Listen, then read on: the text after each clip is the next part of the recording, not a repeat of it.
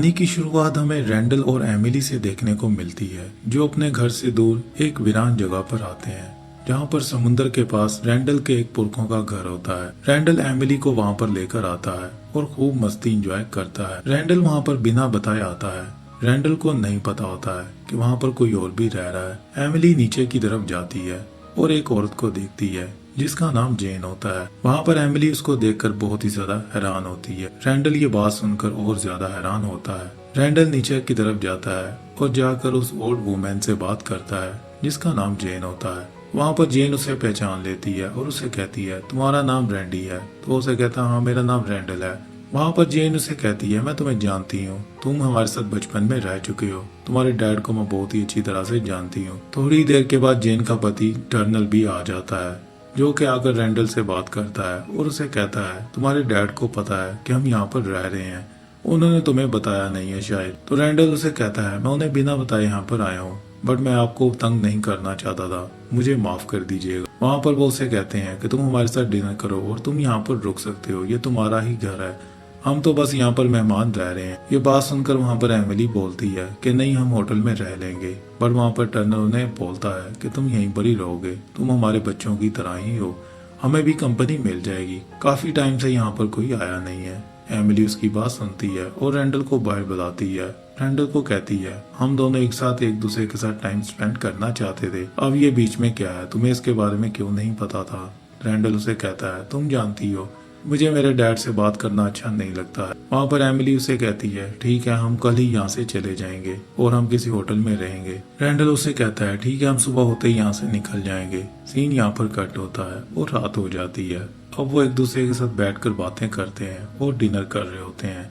यहाँ पर रैंडल की बचपन की वो बातें उसे बताते हैं। रैंडल को ऑस्ट्रिच बहुत पसंद होती हैं, जो कि बचपन में वो बहुत ज्यादा खा चुका होता है, बट अब बड़े होकर रैंडल को ऑस्ट्रिच नहीं पसंद होती हैं। यहाँ पर एमिली उसे कहती है, मेरी खातिर तुम्हें एक तो खानी पड़ेगी। वहाँ पर वो ऑस्ट्रिच को खाता है और उसे कहता है, इसका टेस्ट कुछ खास नहीं होता है। यहाँ पर टर्नर एमिली से पूछता है, तुम क्या स्टडी कर रही हो? एमिली उसे बताती है कि मैं सी को लेकर स्टडी कर रही हूँ, मुझे पानी के अंदर जीव से बहुत ही ज्यादा मोहब्बत है और मैं जानना चाहती हूँ कि वो जिंदा कैसे रहते हैं। समुद्र के बीच में काफी ज्यादा वायरस हैं, बट वहाँ पर वो जीव जिंदा रहते हैं और सरवाइव करते हैं। मुझे इन चीजों को लेकर बहुत ही ज्यादा अट्रैक्शन होती है, जिसलिए मैंने इस कोर्स को रखा है। मैं इसको स्टडी कर रही हूँ और मैं जानने की पूरी कोशिश करूंगी। अब टर्नर रैंडल से पूछता है, तुम क्या स्टडी कर रहे हो? तो रैंडल उसे बताता है, मैंने स्कूल से ही छोड़ दिया था, मैं स्टडी नहीं करता हूँ। ये बात सुनकर वहाँ पर टर्नर थोड़ा हैरान होता है, बट वहाँ पर रैंडल उसे कहता है कि मुझे स्टडी करने की जरूरत नहीं है, ये बात आप ही जानते हैं। रैंडल थोड़ा सा वहाँ पर गुस्सा करता है।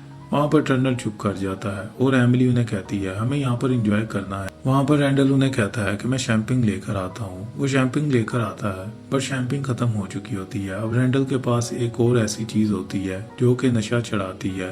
अब वहाँ पर वो टर्नर को भी कहता है, इसको आपको एक बार ट्राई कर लेना चाहिए, ये बहुत ही अच्छी चीज है।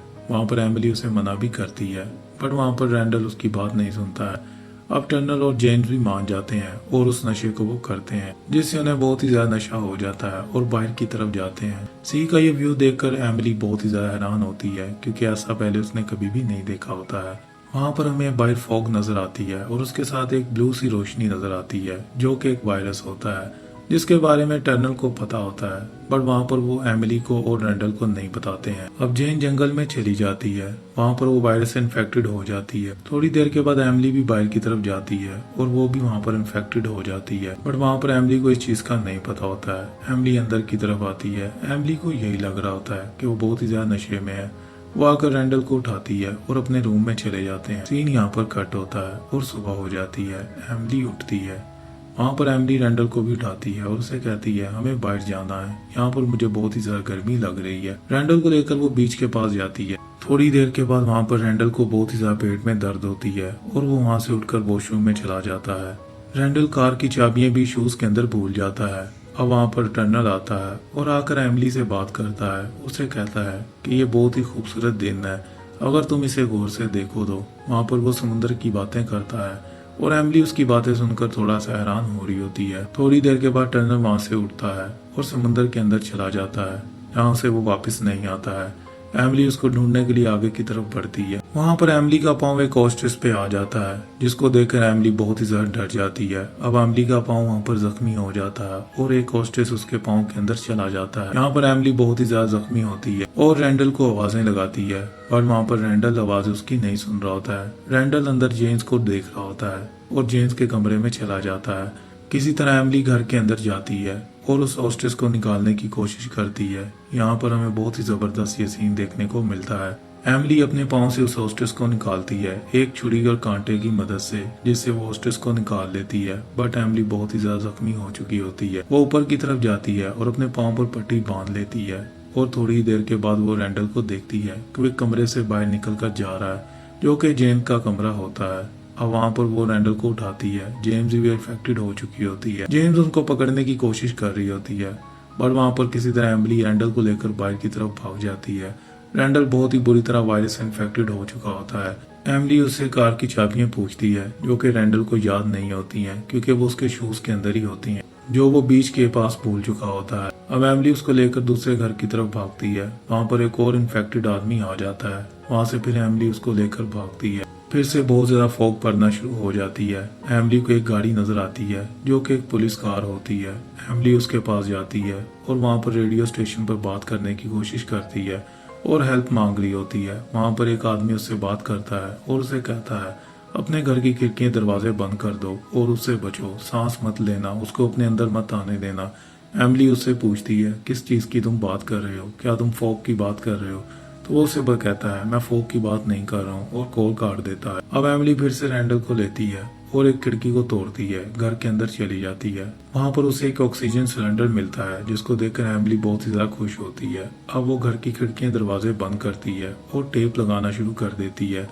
वो बेसमेंट के अंदर जैसे ही जाती है, एमिली को वहाँ पर एक और आदमी नजर आता है, जो कि एक दूसरे आदमी को खा रहा होता है, बट उसकी स्किन बहुत ही बुरी तरह गल चुकी होती है। एमिली उसको देखती है और डर जाती है, ऊपर की तरफ भागती है। अब रैंडल को जाकर देखती है।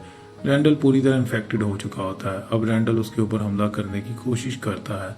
एमिली वहाँ पर उसको गैस सिलेंडर से बेहोश करती है। वहाँ पर एमिली की नजर एक चाबी पर पड़ती है, जो कि गाड़ी की चाबी होती है। वो उसी पुलिस वाले की गाड़ी की चाबी होती है। वहाँ पर वो उसको लेती है और गाड़ी के अंदर बैठ जाती है। बट थोड़े ही सफर के बाद एमिली का एक्सीडेंट होता है और वो गाड़ी से बाहर निकलती है और एक पानी के अंदर गिर जाती है।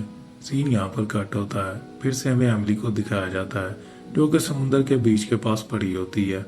वहाँ पर एमिली यही बात बोल रही होती है कि कोई भी नहीं बचेगा, और थोड़ी देर के बाद एक समुद्र की लहर आती है, जो कि एमिली को वहां से ले जाती है। फिल्म की कहानी यहीं पर ही खत्म हो जाती है। सो फ्रेंड, अगर आपको वीडियो अच्छी लगी हो तो लाइक कर दें, शेयर कर दें, और मेरे चैनल को सब्सक्राइब करना तो बिल्कुल मत भूलें। फिल्म का नाम है दी बीच हाउस।